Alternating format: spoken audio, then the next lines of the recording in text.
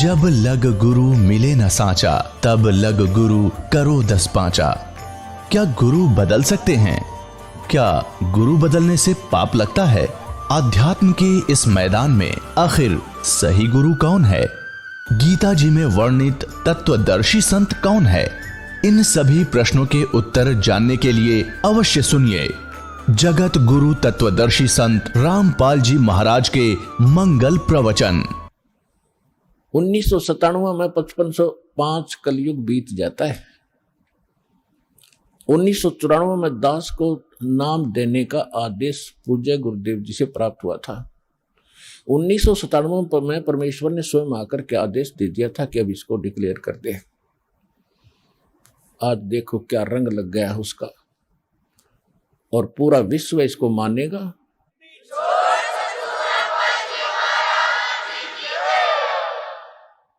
परमात्मा ने कहा था कि सोहम शब्द हम जग में लाए। सोहम शब्द तो बहुत पहले से डिक्लेयर कर रखा है, भगवान ने शिव जी को दे रखा है। शंकर भगवान इसी का जाप करते हैं, इनके शिष्य हुए थे। सोहम शब्द हम जग में लाए, लेकिन ये किसी वेद शास्त्र में नहीं है। सोहम शब्द ना गीता में, ना वेद में, ना पुराणों में। पुराण तो इनकी बनाई हुई है ऋषियों की, ये अगर वेदों से मेल नहीं खाती कोई यूज नहीं उनका। वेद प्राचीन ग्रंथ हैं, उनमें कोई सोहम नाम नहीं मिलेगा आपको। और परमात्मा ने आकर डिक्लेयर किया है, और यही ऋग्वेद मंडल नंबर 9 सूक्त 95 के मंत्र 2 में स्पष्ट किया हुआ है कि वो परमात्मा अपनी वाणी के द्वारा बोल बोल के ज्ञान सुनाता है, सबको प्रेरित करता भक्ति के लिए, और वो भक्ति के गुप्त नामों का आविष्कार करके देता है। परमात्मा कहते हैं सोहम शब्द हम जग में लाए, और सार शब्द हमने गुप्त छुपाए। तो ये परमात्मा ने कहा कि सार शब्द सर जीवन बूटी, गैसे गैसे अंग लगावे, कहे कबीर तुम सत कर मानो, ये जन्म मरण मिट जावे। ये सार शब्द से मिटना था जन्म मरण, और ये अभी तक गुप्त रखनी थी। तो अब ये वो समय आ गया है कि आपका ये जन्म मरण का रोग नाश होगा। तो हमारा उद्देश्य है, यहाँ पर जो मूल सौदा हम बेचते हैं, हम जो देते हैं आपको, जो सौदा करते हैं आपसे कुछ नहीं लेते, आपसे केवल समर्पण होना ही हम मांगते हैं कि परमात्मा पर समर्पित हो जाओ। और इस भक्ति को जो मंत्र आपको दिए गए सारे, अब कहने का भाव ये है कि और जो दूसरे आपके संकट हैं, ये तो हम आपको वैसे निवारण करेंगे।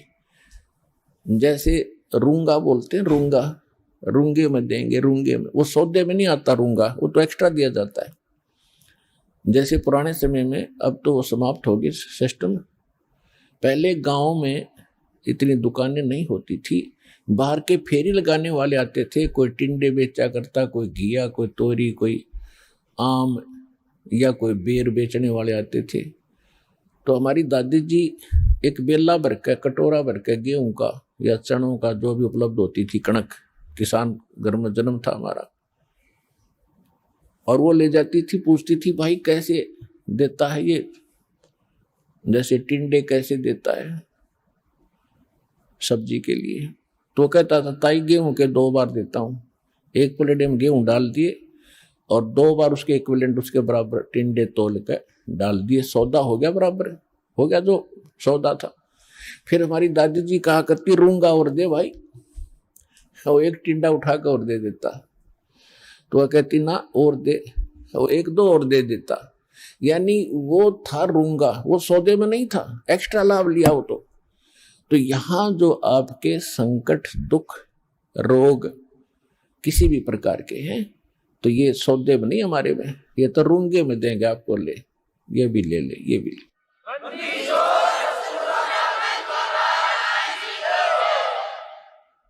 और पुण्यात्मा दास बार बार कहता है, ये डूब बाट के गीत नहीं है, ये उस समर्थ की महिमा है, उस समर्थ का ज्ञान है, उसके दिए हुए विधि भक्ति मंत्र हैं।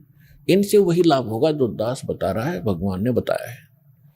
अब जैसे जब तक हम सुखी हैं, तब तक हम कोई भी भक्ति कर रहे हैं, किसी भी देव की, किसी इष्ट की, या ना कर रहे हैं, तो आपके वही प्रारब्ध के, किस्मत के कर्म ही आपको प्राप्त हो रहे हैं। जैसे किसी ने इन्वर्टर की बैटरी चार्ज कर रखी है, वह फुल हो ली और फिर चार्जर लगाया नहीं, तो वह फिर भी काम कर रही है। चार्जर हटा रखा है, चार्जर है ही नहीं आसपास भी, और ना चार्ज लगाने की कोई बिजली उपलब्ध है, तो फिर भी वो चल रही है, खूब काम कर रही है, पंखे भी, लाइट भी खूब चल रही है।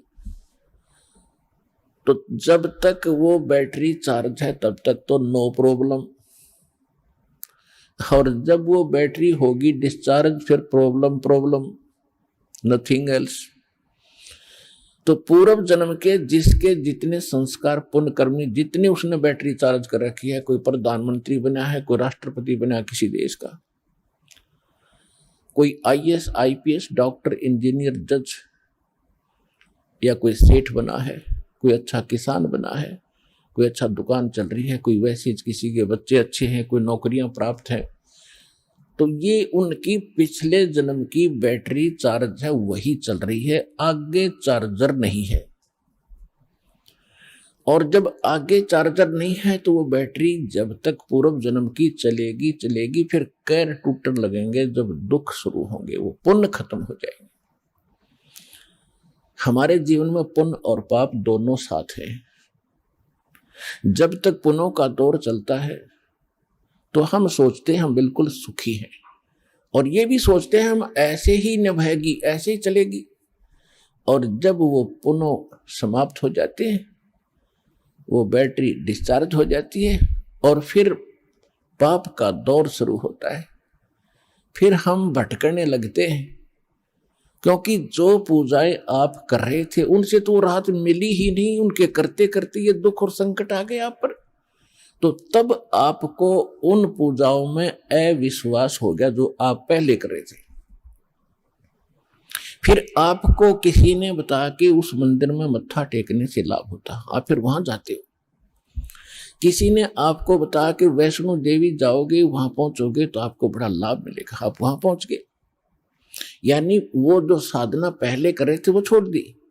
फिर आपको किसी ने बताया बालाजी जाइए, आप फिर वहां जाते।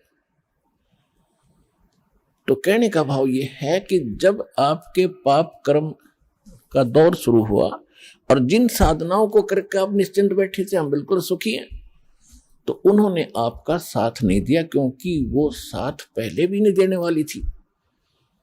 उस समय आपको कोई कहता कि साधना कर रहे हो ठीक नहीं है, आपको लाभ नहीं मिलेगा, तो आपको कभी विश्वास नहीं होता, न आप मानते हो।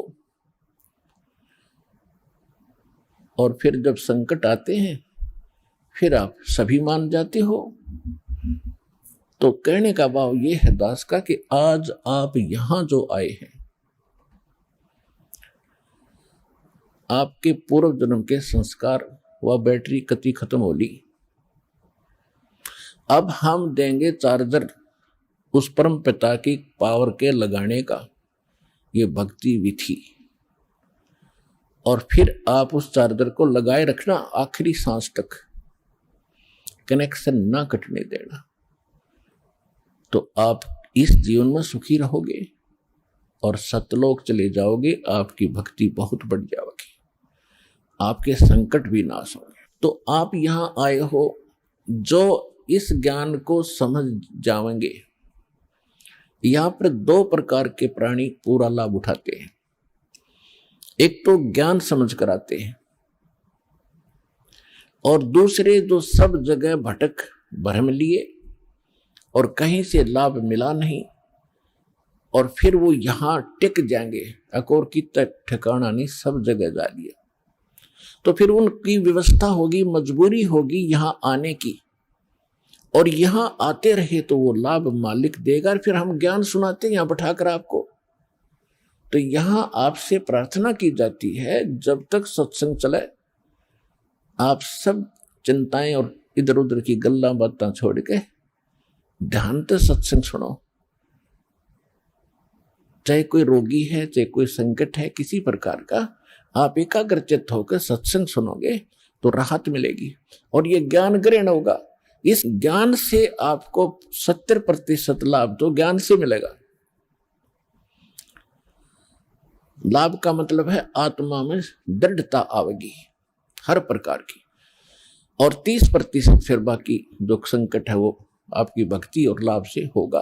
क्योंकि दास इसलिए कह रहा है इस ज्ञान से कि कई ऐसे दुख हैं जो बेमतलब के बड़े होते हैं। अब कबीर साहब कहते हैं, कबीर मैं तो जब डरूं ये मेरे ही संग हो, भाई मौत बुढ़ापा आपदा ये सब काहू को हो। ये इस तरह के जो ज्ञान के वचन हैं ये उस रोगी को, संकट वाले को बड़ा सहारा देंगे जो मृत्यु सैया पर है और ये सोच रहा है मेरा क्या होगा। देखो यहां कोई ना रहा और ना रहेगा।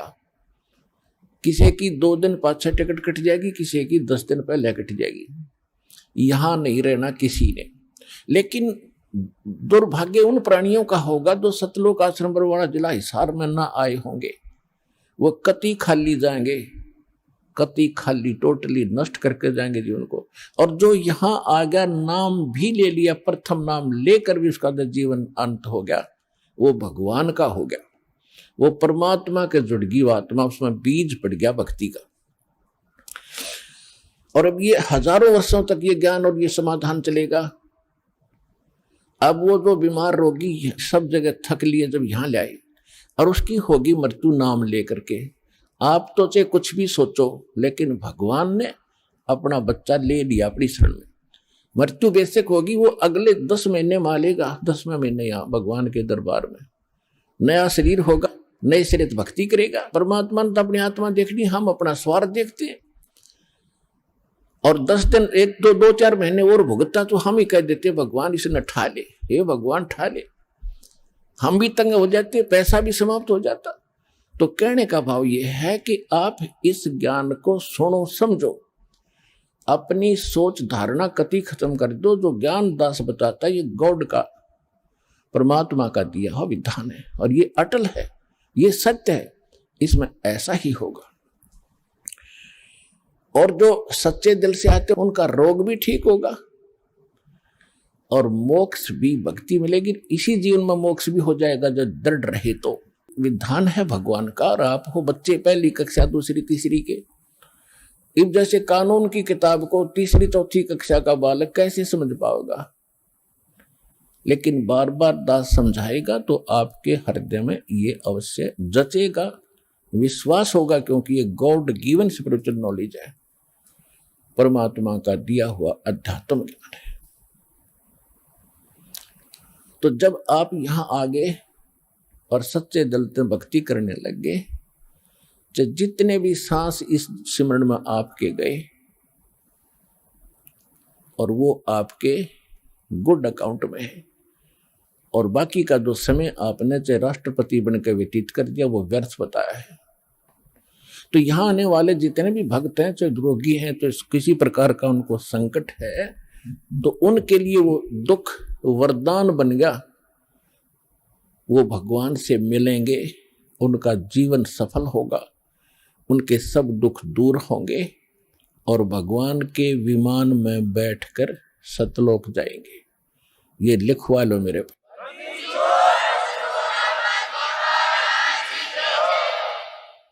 अब इन बातों से आप जी को बड़ी दृढ़ता आवेगी, ये सच्चाई है।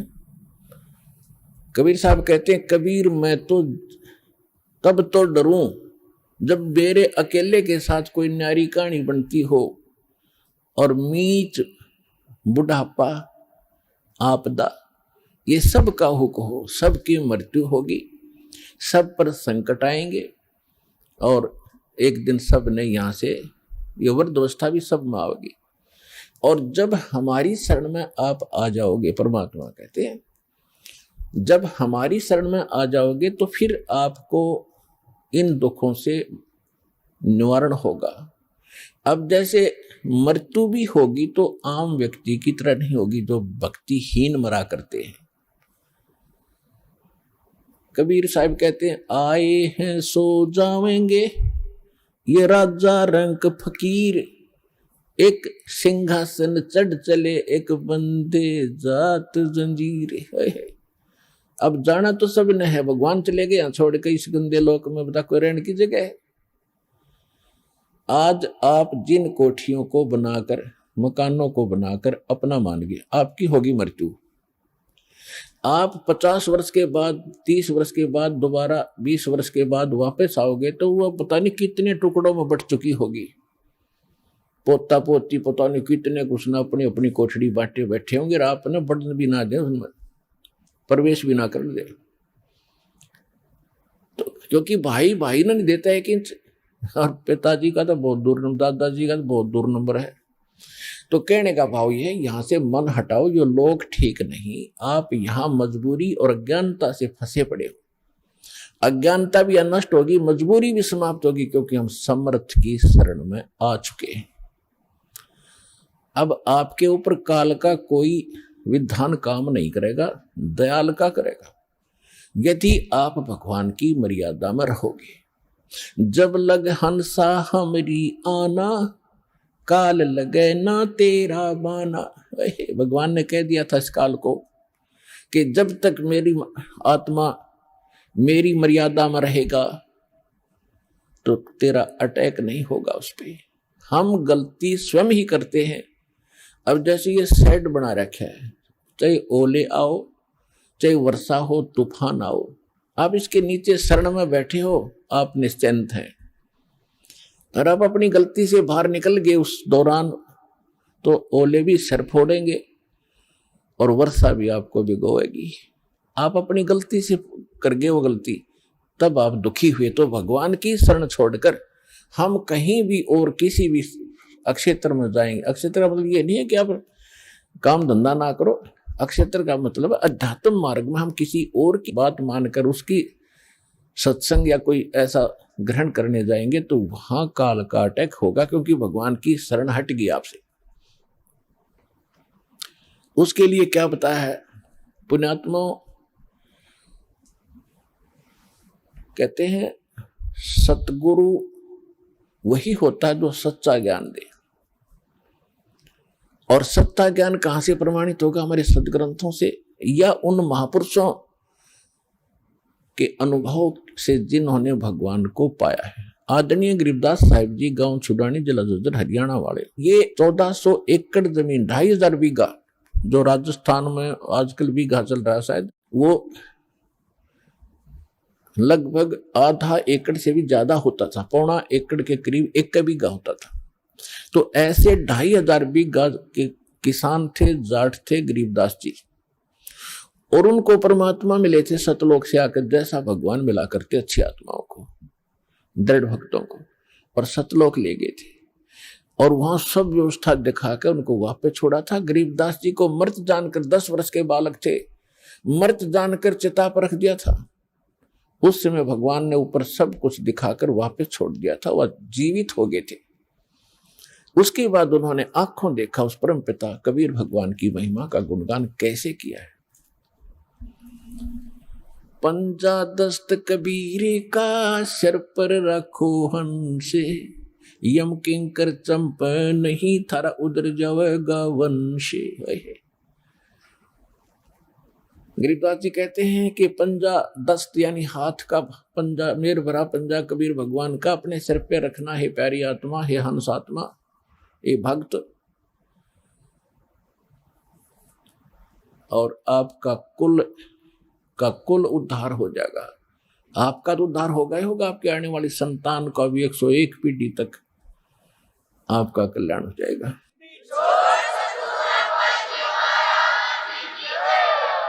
पंजा दस्त कबीर का सिर पर रखो हंसे, यम किंकर चंपे नहीं उधर जाएगा वंशी। कहते यम किंकर, यम के दूत, ये दुष्ट, किंकर माने निकम्मी आत्माएं, ये निकट नहीं आएंगी तो आपके, और तुम्हारा कल्याण हो जाएगा। दर्द बंद दरवेश हैं ये सतगुरु पुरुष कबीर, नाम लिए बंद छूटे हैं और टूटे जम जंजीर। पुण्यात्माओं, ये किसी डूम भाट या मांगने खाने वाले या कोई व्यवसायिक व्यक्ति की बताई हुई कथा नहीं है। ज्ञान जो वाणीदास बोल रहा है, ये उस समृद्ध और परमात्मा से प्रीतित उस महापुरुष गरीबदास जी के अनमोल वचन है, जिसके पास कोई कमी नहीं थी किसी वस्तु की। गांव के सैकड़ों लोग उनके खेतों में गुजारा किया करते थे। उस समृद्ध की वाणी है। कोई नहीं सोचा किसी ने अपना खाने पीने के ढंग के लिए ही कोई वटपट कर रखी होंगी, नहीं, परमात्मा को देख कर ज्ञान बताया है। दर्द बंद दरवेश हैं ये सतगुरु पुरुष कबीरे, कि दर्द बंद दरवेश, दरवेश माने महात्मा संत, और हमारे दर्द को समझने वाले एक यही महापुरुष है। क्योंकि जो परमात्मा यहाँ आते मनुष्य जैसे होते हैं, वहां भी मनुष्य जैसे ही, लेकिन यहाँ अपना हल्का तेज पुंज का शरीर बनाते हैं, साधु संत के रूप में रहते हैं, तो सतगुरु की भूमिका भी करते हैं और भगवान वो होते ही है। तो यहाँ गरीबदास जी ने अपने भगवान कबीर साहब की उपमा सब तरह से की है। दर्द बंद दरवेश हैं ये सतगुरु पुरुष कबीरे। सतगुरु तो यहाँ है, सच्चा ज्ञान देने वाले, और पुरुष माने परमात्मा, और कबीर वो कबीर। दर्द बंद दरवेश है ये सतगुरु पुरुष कबीर,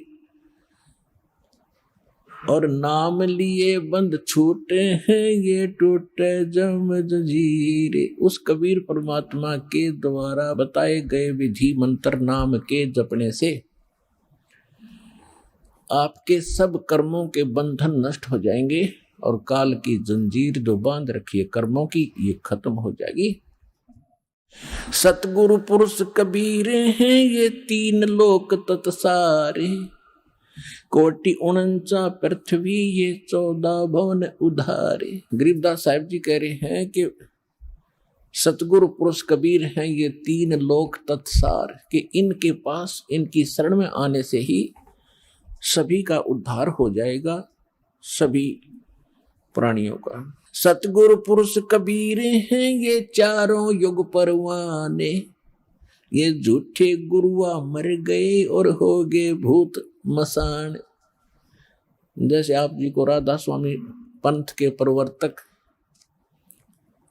श्री शिवदयाल जी का इतिहास दिखाया, बहुत बार दिखाया है। अब देखो, ये पुण्यात्मा थी, भगवान के लिए तड़फ रहे थे, गुरु ठीक मिले नहीं, संत कोई मिला नहीं, पिछली बैटरी चार्ज थी, उसके आधार से थोड़ा बहुत किसी को आशीर्वाद दे दिया, उससे भी राहत होगी, और अपना जीवन नाश किया और करोड़ों को और मिट्टी में मिलाकर मर गया, फिर भूत बना।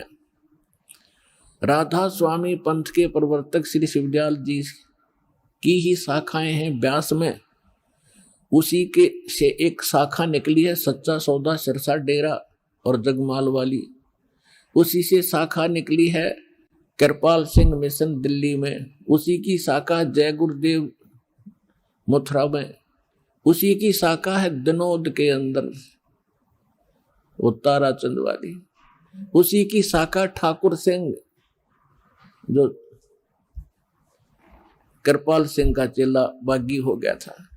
तो कहने का भाव ये है कि आप भूत बना शिवदयाल जी, और ये कितने जीवों को मिसगाइड करके काल के मुंह में डाल गया। तो यहाँ गरीबदास साहिब जी भगवान कबीर साहब के बारे में कहते हैं कि सतगुरु पुरुष कबीर हैं ये चारों युग परमाणे, झूठे गुरुआ मर गए वो हो गए भूत मसान। अब वो झूठे गुरु से, नकली गुरु से भूत बन गए शमशान घाट में, तो उनकी अंतिम संस्कार हो गया, उधर से वह धक्के खाते फिर रहे भूत बन गए। अब कबीर साहब कहते हैं हम चारों युग में परमात्मा आते हैं। सतयुग में सत सुकृत कह टेरा, त्रेता नाम मुनिंदर मेरा, द्वापर में करुणा में कहाया, कलयुग नाम कबीर धराया। अब यहाँ गरीबदास जी भी कह रहे हैं सतगुरु पुरुष कबीर हैं ये चारों युग परमाणे, ये झूठे गुरुआ मर गए और हो गए भूत मसाणे। झूठे गुरु के आश्रय कदे न उदर जीवे, सच्चा पुरुष कबीर है ये आद परम गुरु पीवे।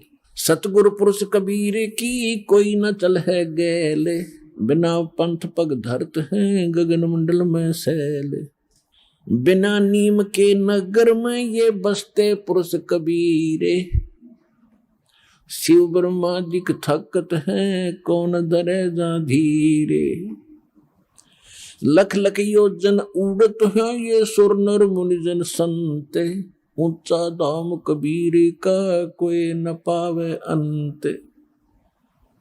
अब क्या बताते हैं कि साधु संत ऋषि महर्षि देवता समाधिस्थ होकर के लाखों लाखों ऊपर कोष तक योजन तक समाधि में चले जाते हैं, लेकिन वापस थक कर बैठ जाते हैं।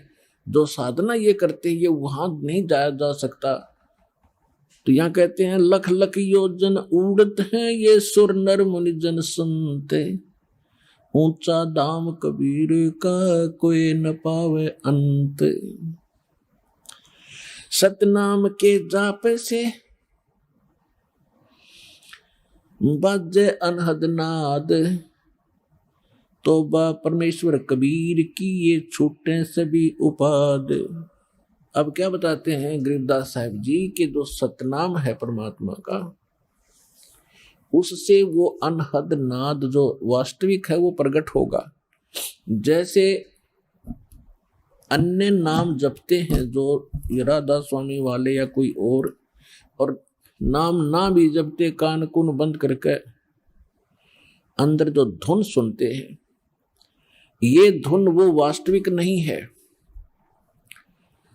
जैसे एक ढोलक होती है, ढोलक, उसको बजाने के लिए एक विशेष प्रकार का एक डंडा सा होता, छोटा सा, उसका प्रयोग होता है और वो सही सुर में सुर मिलाता है, उसकी वास्तविक तान देता है, वास्तविक धुन उससे प्रकट होती है ढोलक की।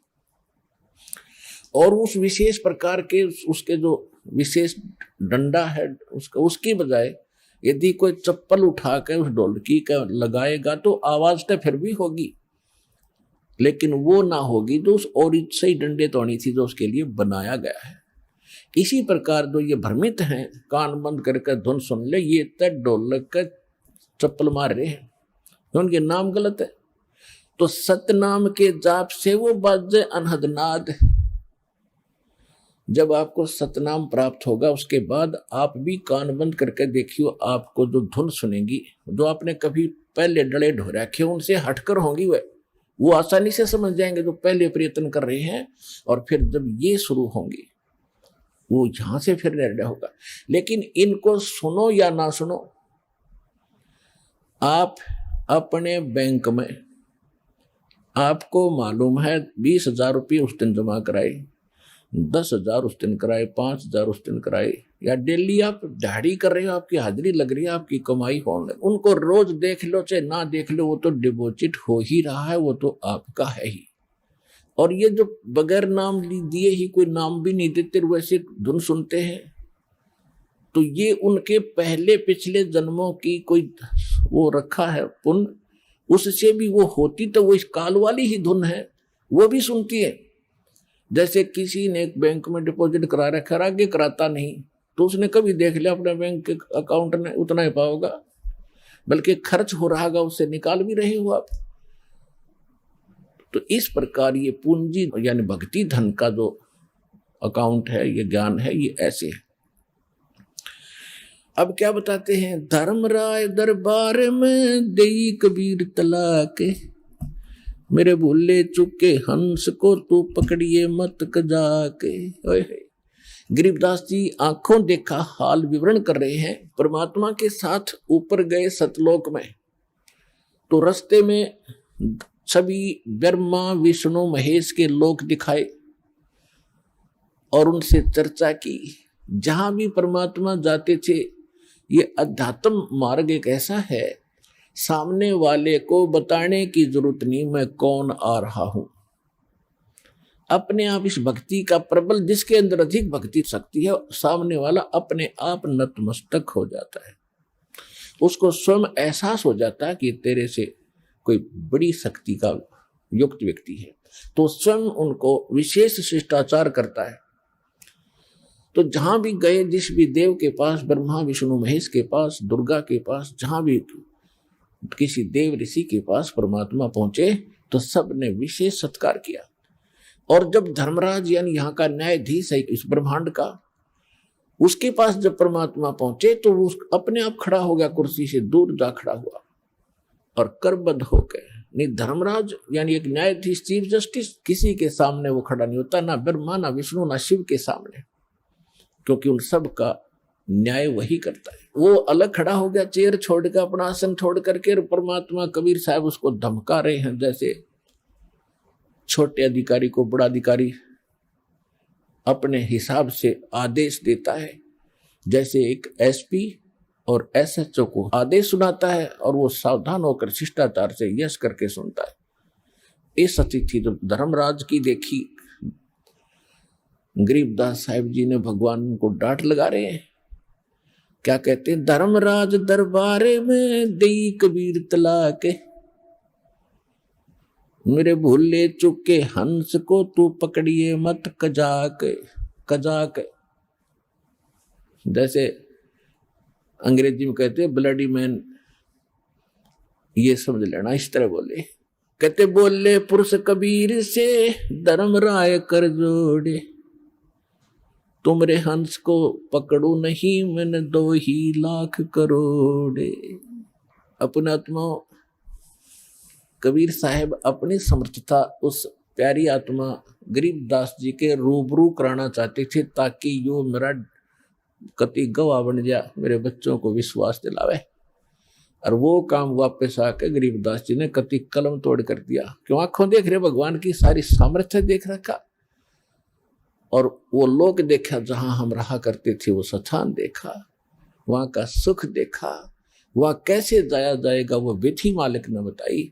तो वही दास आपके रूबरू कर रहा है, इसमें कोई मीन मेख नहीं, इसमें कोई त्रुटि नहीं पाओगी, विश्वास रखना।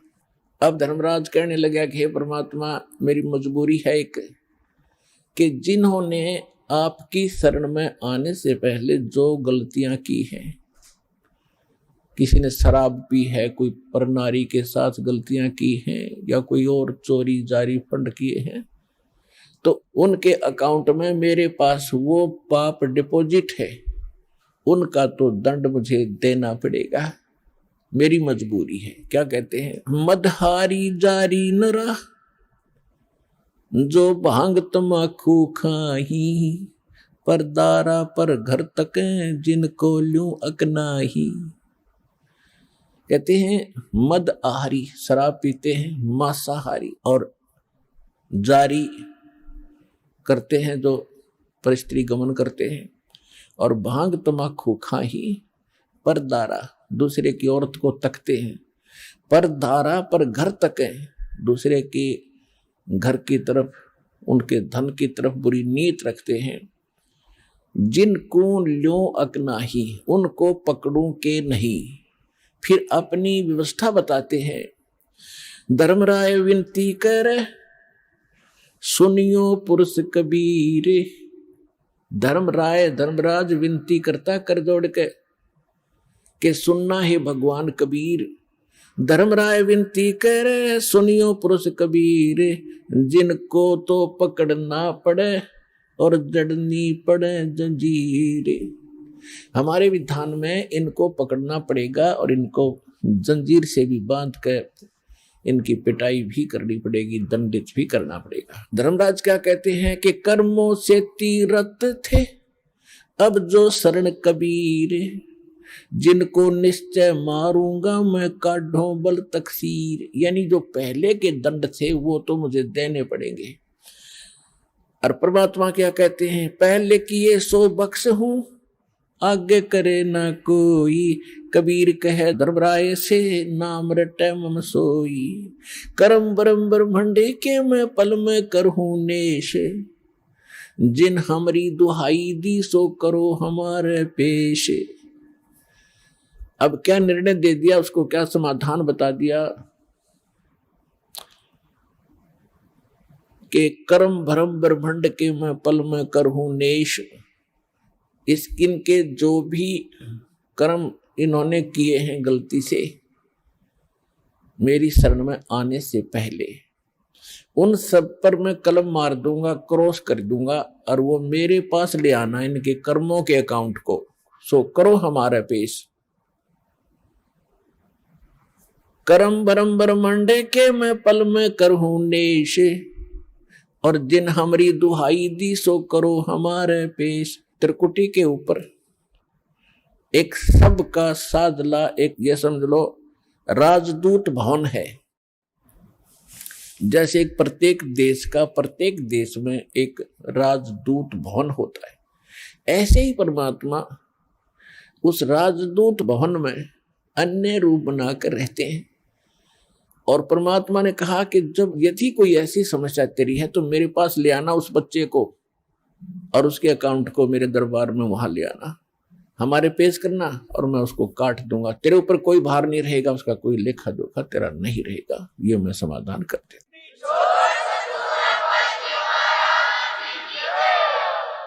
फिर क्या कहते हैं, यही नहीं शिव मंडल ब्रह्मापुरी चाहे को विष्णु लोक में हो, हमरे गुण भूले नहीं तो आन छुटाऊं तो है। अब क्या बताते हैं कि जैसे क्या होता है, किसी भक्त ने नाम ले लिया, किसी ने 6 महीने भक्ति करी, हमारे अनुकूल मर्यादा में रहा, किसी ने 1 वर्ष, किसी ने 2 वर्ष, किसी ने 4 वर्ष, किसी ने 10 वर्ष या ज्यादा भी करके लास्ट में कोई भ्रमित हो गया और ज्ञान सुन रखा उसने। क्या सुन रखा है कि 3 लोक का राज जीव को जय कोई दे, और लाख बधाई क्या करे जय नहीं नाम से ने। फिर क्या बता रखा परमात्मा ने, इंद्र दा राज कागदा बेस्टा। यहां स्वर्ग के राजा का भी यदि राज हमें प्राप्त हो तो हमारे उस सतलोक के सुख के तुलना में काग की बीट के तुल्य है। देवताओं का भी राजा बन जा, स्वर्ग का भी राजा हो। हम यहाँ छोटे से एमएलए एमपी सरपंच बनकर चौड़े काक फूल जाती है, वो तो बिना ज्ञान के। जब ज्ञान हो जाएगा तो उसके लिए बताते हैं कि चाहे सारी पृथ्वी का भी राज्य आपको प्राप्त हो, आपने ग्रहण नहीं करना यदि मोक्ष चाहते हो। यदि आज आप राजा बन गए, मृत्यु होगी, भक्ति करी नहीं तो गधा बन गए, तो क्या सुख हुआ ये। ऐसे इंद्र स्वर्ग का राज भोग कर सीधा गधे की शरीर में जाता है, तो चाट ले उस इंद्र के राज ने, और गधा अपने पास कित गया वो इंद्र का राज्य। स्वर्ग में गए हुए कहते हैं, इंद्र कुबेर ईश की पदवी ब्रह्मा वरुण धर्मराया, और विष्णुनाथ के पुर को जाकर फिर भी जन्म मरण में आया, तो खाक है ये जीवन। तो ये बातें क्या होती है कि जैसे आपने प्रथम मंत्र ले रखा है, प्रथम मंत्र ये इतना गजब का मंत्र है, इतना कीमती है, इसके थोड़ा सा सुमन में आपको गुणापन होगा। इन देवताओं का ये विशेष मंत्र है। जैसे हम वैसे राम कृष्ण करते रहे, विष्णु विष्णु करते रहे, ये नहीं सुनेंगे। हम गणेश गणेश जय गणेश देवा करते रहे, ये नहीं सुनेंगे। जैसे जोटे को जोटा जोटा करते रहो, भैंसा भैंसा करते रहो, नहीं सुनता। उसका एक मूल मंत्र है, उसको कर दो हर, वो तभी यूं देखेगा, और ऐसे चकोना होगा। दूसरी बार कर दिया तो उधर दौड़ने की चेष्टा करेगा। इसी प्रकार जो ये मंत्र परमात्मा ने हमें बताए हैं, इन देवताओं के विशेष मंत्र हैं, इनको खींच लेते हैं, ये विवश है इनका। तो इन मंत्रों का थोड़ा ही जाप करने से आपको बहुत लाभ होना शुरू हो जाता है। जिसने प्रथम मंत्र दिया और फिर छोड़ दिया, नाम आ गया किसी की बातों में, या द्वितीय भी सतनाम भी लेकर छोड़ जाते हैं, वो बहुड़े भक्त जिनको ज्ञान संपूर्ण नहीं होता। और फिर उनको जिसने सतनाम तक मिलता है तब तक हम उनको बहुत सा ज्ञान सुना देते हैं, और उनको इतना पता अवश्य हो जाता है कि हम जब मृत्यु के बाद कहाँ जाते हैं। जैसे प्रथम मंत्र में आपको जैसे सावित्री ब्रह्मा का मंत्र दिया गया है, लक्ष्मी और विष्णु जी का भी मंत्र है, शिव पार्वती का मंत्र है, गणपति का मंत्र है, दुर्गा का भी आपको मंत्र जाप दिया है। अब जितनी इन मंत्रों की आप कमाई करते हो, आपकी डिपॉजिट होगी, और कुछ यहाँ के संसारिक सुखों में आपके खर्च होगी, फिर भी ढेर सारी बच जाती है। तो उसके बाद जब आप यहाँ से जाओगे शरीर छोड़कर, इधर से कनेक्शन कट भी गया आपका, भगवान से दूर हो गए किसी कारण से दुर्भाग्यवश। और फिर सतनाम में प्रथम मंत्र ओम है, द्वितीय गुप्त है, जो तत् मंत्र है। तो उसको जब वो ब्रह्म का जाप है, जो सांस से जो करते हैं वो ब्रह्म का जाप हो जाता वही मंत्र। और तत् जो सांकेतिक शब्द है वो परब्रह्म यानी अक्षर पुरुष का होता है। यदि हम यहां से नहीं जाते हैं तो ब्रह्म लोक के अंदर काल ने एक व्यवस्था कर रखी है, व्यवस्था नकली सतलोक, अलखलोक, अगमलोक और अकैलोक बना रखी है। ब्रह्मलोक ओम नाम के जाप से ब्रह्मलोक में जाता है ये प्राणी।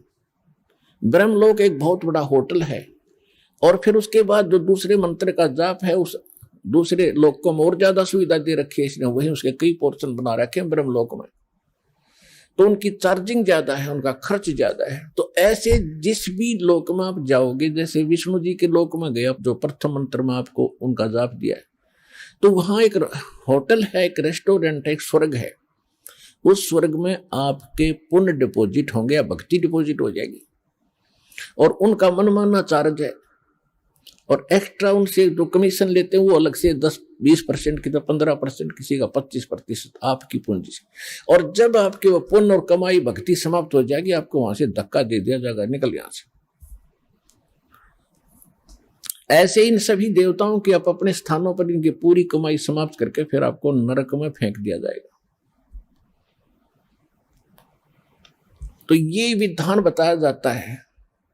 इंद्र कुबेर ईश की पदवी ब्रह्मा वरुण धर्मराया, ऐसी ऐसी पदवी पा ली आपने, ब्रह्मलोक के अंदर देवता बन गए, बड़े बड़े पोस्ट पदवी पा ली, पूंजी समाप्त होते वहां को धक्का दे दिया जाता आपको। जैसे यहां से जबरदस्ती मृत्यु कर दी जाती है, आपकी नहीं चलती, यही व्यवस्था ऊपर तक है। तो वहां जाने के बाद जब आपको ज्ञान हो जा, वहां गए किसी लोक में, शिव के लोक में, विष्णु के लोक में, ब्रह्मा के लोक में या ब्रह्म के लोक में, और वहां आपको याद आ गया कि हम तो गलत आ गए भगवान, कति गलत आ गए, हे भगवान ये बहुत गलती हुई है, परमात्मा है बंदी छोड़, हृदय से रोगे उस वहां के सुख से मुंह मोड़ के, तब मैं आपको वहां से भी छुड़ा लाऊंगा। कितने दयालु है।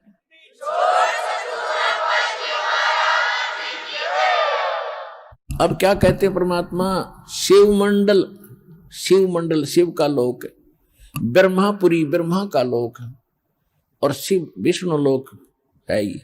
शिवमंडल ब्रह्मापुरी चाहे विष्णु लोक में हो, हमरे गुण भूले नहीं तो आण छुटाऊं तो वहां से भी छुटा लूंगा। तो किसी लोक में जाकर तो मुझे याद करेगा, भगवान गलती बन गई, हे परमात्मा अब घनी गलती बन गई, तो वहां से भी छुटवा लाऊंगा तेरे को। और उस पूंजी को बचा कर परमात्मा फिर जन्म फिर भी देना पड़ेगा, और जन्म लेकर फिर आपने सतलोक आश्रम बरवाला जिला हिसार में फिर भी आना ही पड़ेगा, चाहे कितना भटक लियो। इसलिए ये गलती अब ना करियो, इसलिए आपको बार बार ये ज्ञान दिया जाता है। ये जितने भी सतलोक आश्रम बरवाला जिला हिसार हरियाणा, इस आश्रम को छोड़कर जो ज्ञान और भक्ति विधान है, इस दास के अतिरिक्त इस विश्व में नहीं है, किसी संत के पास नहीं है, या सत्कर मान लियो। दास ने कोई शौक नहीं, कोई लोभ नहीं, किसी प्रकार का जो भी आपका दान धर्म आता है, क्योंकि दान धर्म किए बिना आपका उबारा नहीं हो सकता, और शास्त्र अनुकूल साधना में दान प्रयोग नहीं हुआ तो उसका कोई यूज नहीं। तो ये दास को ये जड़ी मिली है, आपको उभारने का एक तरीका मिला है, दाता ने दिया। ये शास्त्र अनुकूल साधना शास्त्र विधि अनुसार यहाँ पर है, इस विश्व में है ही नहीं। तो अब आपका दाव है, जितना समय लगा है इसमें जल्दी जल्दी करके अपना उभारा कर लो, लूट लो, या राम नाम की लूट जो लूटी जाते हैं, फिर दाव नहीं लगेगा। परमेश्वर कहते हैं, चिड़ी चोंच भर लेगी नदी ना घट्यो नीर, और दान दिए धन घटे नहीं, कह रहे साहिब कभी। ये भगवान का वचन है, किसी बालक का नहीं है। और देते को हर देत है जहां तहां से आन, और अण देवा मांगत फिरो। फिर साहिब सुने ना कान। आज एक व्यक्ति तो कार में जा रहा है, और एक हाथ फैलाए खड़ा, दिए बाबा दिए बाबा दिए बाबूजी, और सब निकल जाते उसके पास से। अब ऐसा क्यों है? इंसान वो है, इंसान वो है, उसने पिछले जन्म में कोई दान कराया नहीं। और एक विधान है भगवान का कि एक मानव शरीर 84 लाख प्रकार की योनियों को भोगने के उपरांत एक मनुष्य जीवन अवश्य मिलता है, और उसमें पिछले संस्कार भी साथ होते हैं, तो उसमें पुण्य होता ही नहीं। उसका पुण्य नहीं है तो उसको दे कौन? मांगता रहे मर भटक कर दुखी होकर। तो यहाँ कहते हैं देते को हर दे, परमात्मा जिसने दान किया उसी को देता है। और जहां तहां से आन, चाहे कोई भी कारण बनावे, और अण देवा जिसने कभी दान किया नहीं, मांगत फिरो फिर साहिब सुने नहीं कान। तो यहां जो दान आप करते हो, एक का 1000 आपको बेनिफिट होगा, 1000 गुना समझो, ये सत्कर मान लेना।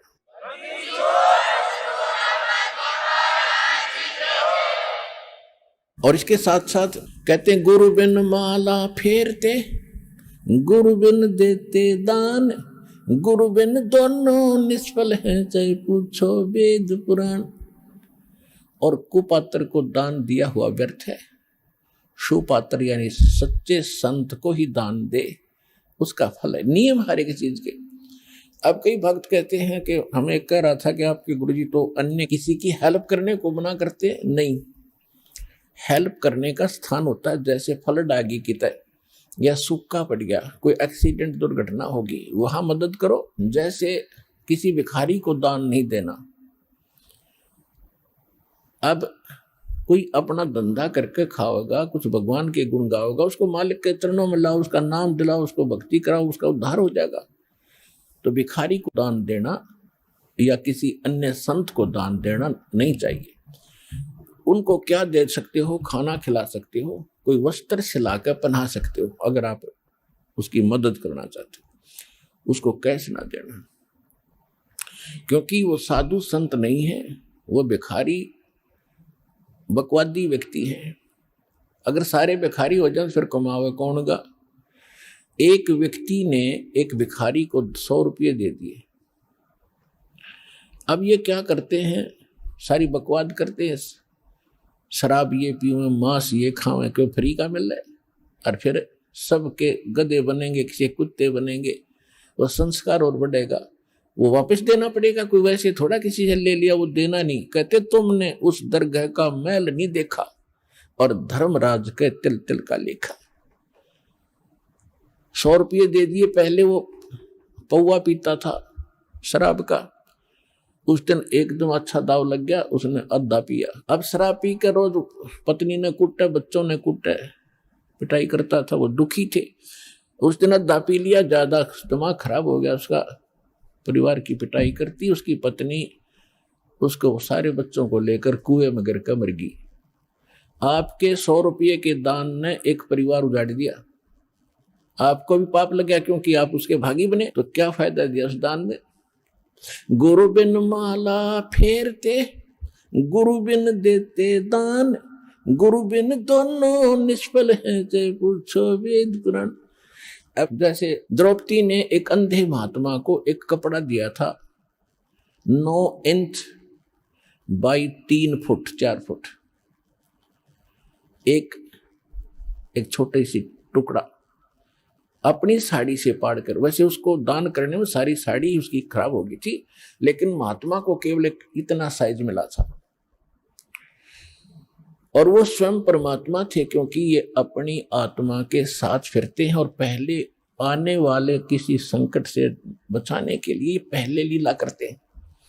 भले ही उन्होंने नाम नहीं ले रखा था, फिर भी दान जो सुपात्र को दे दिया जाता है, कोई अच्छे साधु संत को, उसका भी फल मिलता है, लेकिन मोक्ष नहीं हो सकता उससे। तो छोटे मोटे संकट निवारण भी परम संत से ही होते हैं, वो परमात्मा स्वयं ही लीला करता है उस संत की।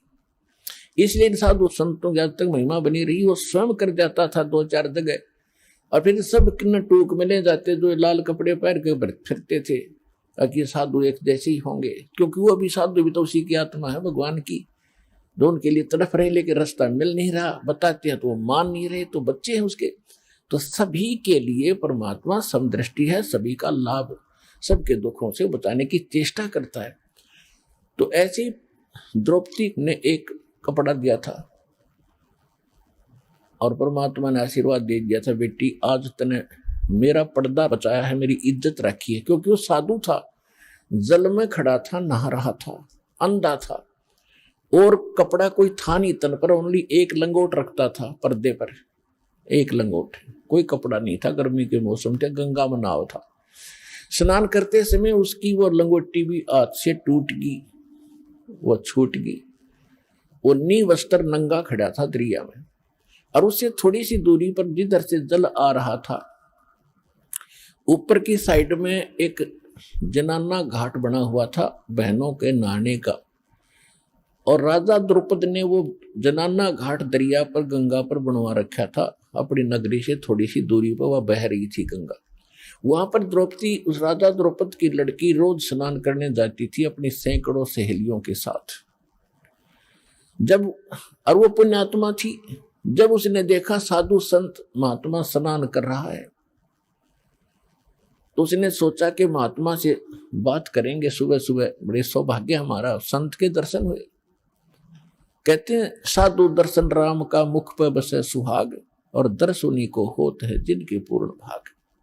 साधु दर्शन राम का, साहिब आवे याद, और लेखे में वही समय बाकी का समय बर्बाद।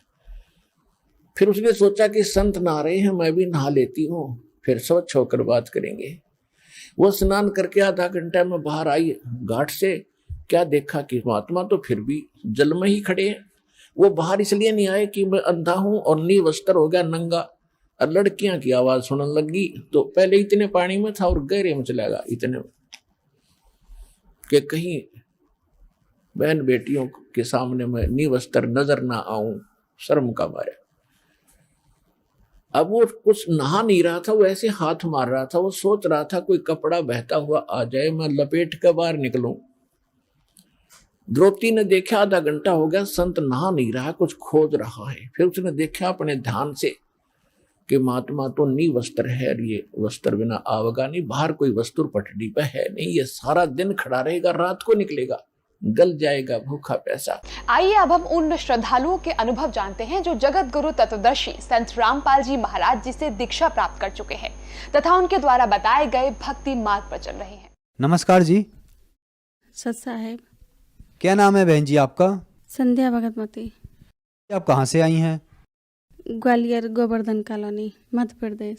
बहन जी, संत रामपाल जी महाराज से नाम दीक्षा आपने कब ली? 30 मार्च 2018। संत रामपाल जी महाराज से नाम दीक्षा लेने से पहले क्या आप कोई भक्ति साधनाएं भी करती थी? मैं भोलेनाथ की, ब्रह्मा विष्णु महेश, इन्हीं सब की पूजा करती थी। बहन जी, तो फिर संत रामपाल जी महाराज की शरण में कैसे आई?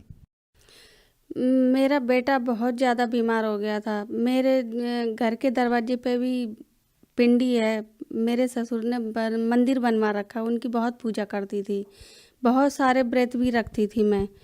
लेकिन इतना व्रत रखती, पूजा करती, सब कुछ करती, लेकिन उसके बाद भी कोई लाभ नहीं होता। मेरा बेटा इतना बीमार हो गया पूजा करते करते कि मैं बहुत सारे कष्ट में आ गई। मैंने सोचा कि भगवान की पूजा करते करते हमें कोई हानि नहीं होगी, कोई कष्ट नहीं होगा।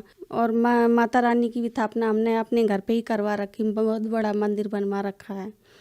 2 घंटे लगते उनकी पूजा में, लेकिन कोई लाभ नहीं हुआ।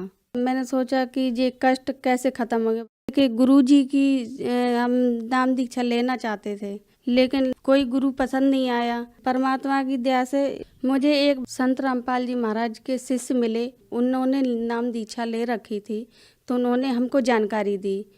उन्होंने बोला कि हमारे गुरुजी हैं, उनसे आप नाम दीक्षा ले लो और आपके बच्चे की तबीयत ठीक हो जाएगी। तो हमने उन पर विश्वास नहीं किया। हमने सोचा कि इतनी बीमार है हमारा बच्चा, डॉक्टर को भी दिखाया, भगत के पास भी गए, मंदिर भटके, हर जगह भटके। तो हमने सोचा कि जब इधर उधर भटक रहे हैं, पैसे लगा रहे हैं, डॉक्टर के पास जा रहे हैं, लेकिन हमने कि आपके गुरुजी के पास जाके हमारा क्या होगा, हमारा बच्चा पैसा लगाने के बावजूद भी ठीक नहीं हो रहा। तो उन्होंने बोला कि एक बार विश्वास करो तो सही, मेरे गुरुजी से मिलो, वहाँ नाम दीक्षा ले लो, आपको बहुत लाभ मिलेगा। तो हमने सोचा कि कहीं हमें लाभ नहीं मिल रहा, सारे रास्ते बंद हैं, चलो हम आपके गुरुजी संत रामपाल जी महाराज से नाम दीक्षा लेके देख लेते हैं, शायद हमें परमात्मा की दया से कोई लाभ हो जाए। संत रामपाल जी महाराज के नामदान केंद्र में गई, वहाँ नाम दीक्षा ली। बहन जी, क्या संत रामपाल जी महाराज से नाम दीक्षा लेने के बाद आपको कुछ लाभ भी प्राप्त हुए?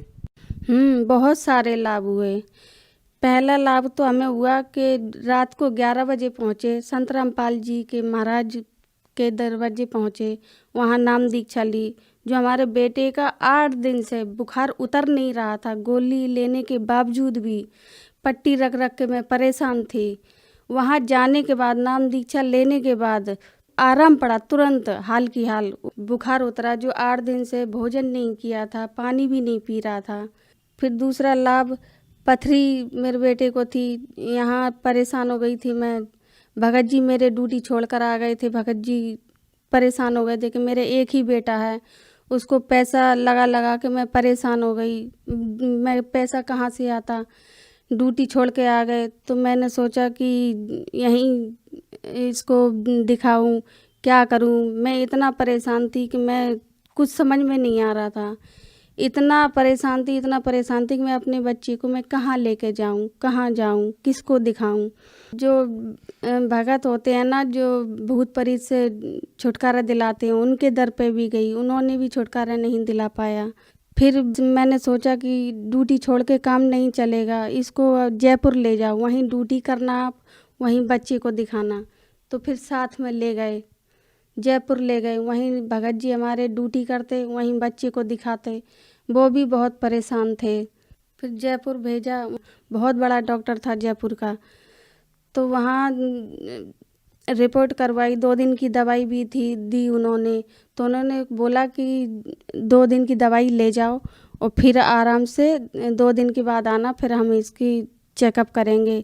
पूरा चेकअप करवाया इसका शरीर का, रिपोर्ट भी करवाई, 3 ml की वो भी पथरी बताई। पैसा इतना नहीं था कि मैं ऑपरेशन करा पाती, लेकिन संत रामपाल जी के महाराज से ये पथरी में भी आराम पड़ा, बिना गोली दवाई के, सिर्फ आशीर्वाद से मात्र।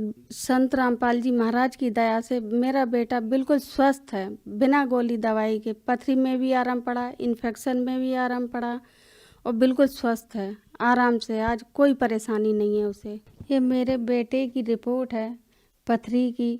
संत रामपाल जी महाराज की दया से बिना गोली, बिना दवाई के मेरे बेटे को आराम पड़ा, सिर्फ मात्र आशीर्वाद से।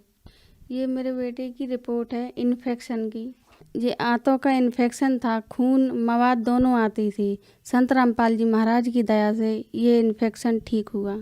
मेरा बेटा मेरे साथ में आया है। और तीसरा लाभ हुआ कि हमें आर्थिक लाभ हुआ।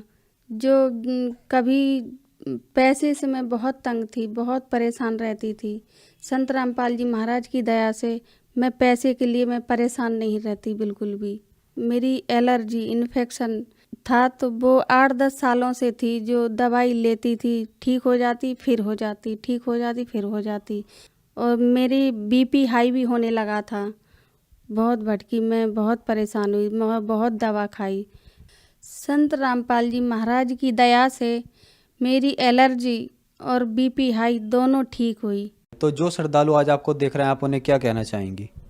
भगत समाज को मैं प्रार्थना कर सकती हूँ कि संत रामपाल जी महाराज की शरण में आके जिसको जो परेशानी है, दिक्कत है, संत रामपाल जी महाराज की दीक्षा लेने के बाद सारे कष्ट खत्म हो जाएंगे। बहन जी, संत रामपाल जी महाराज से नाम दीक्षा कैसे ले सकते हैं? संत रामपाल जी महाराज के सत्संग आते 7:30 बजे, उसके नीचे एक पट्टी आती है, उस पर नंबर आता है, उस पर फ़ोन करके आप नज़दीकी नामदान केंद्र पे फ़ोन लगा के आप नाम दीक्षा ले सकते हैं। धन्यवाद जी। अच्छा साहेब।